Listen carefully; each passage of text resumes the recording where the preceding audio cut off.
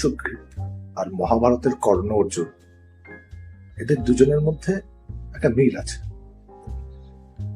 বালি হচ্ছেন ইন্দ্রের সন্তান আর সুগ্রীব হচ্ছে সূর্যের সন্তান। তেমনি অর্জুন হচ্ছেন ইন্দ্রের সন্তান, কর্ণ হচ্ছেন সূর্যের সন্তান। রামায়ণের যখন বালি এবং সুগ্রীবের যুদ্ধ হচ্ছে, তখন রামচন্দ্র নারায়ণ তিনি সুগ্রীবকে জেতানোর জন্য বালিকে পেছন থেকে হত্যা করেন এবং তার ফলেই সুগ্রীব যুদ্ধে জয়লাভ করে।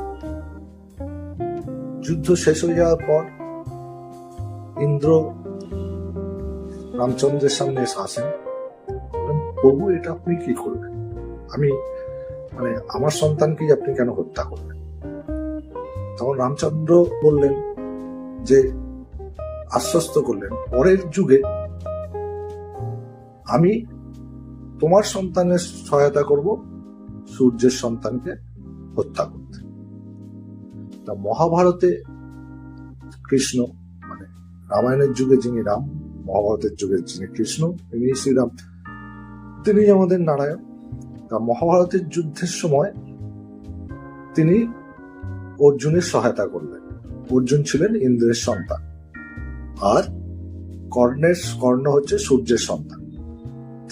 পরবর্তী সেই মহাভারতের যুদ্ধে শ্রী নারায়ণ তার দেওয়া কথা রাখতে অর্জুনের সহায়তা করেন কর্ণকে বধ করতে। এটা যুগোত্তীর্ণ একটা গল্প, বা আমাদের যে সমস্ত পুরাণের গল্প তার সঙ্গে এটা খুব অসাধারণ ভাবে যুক্ত। এটা হয়তো অনেকেই জানেন না।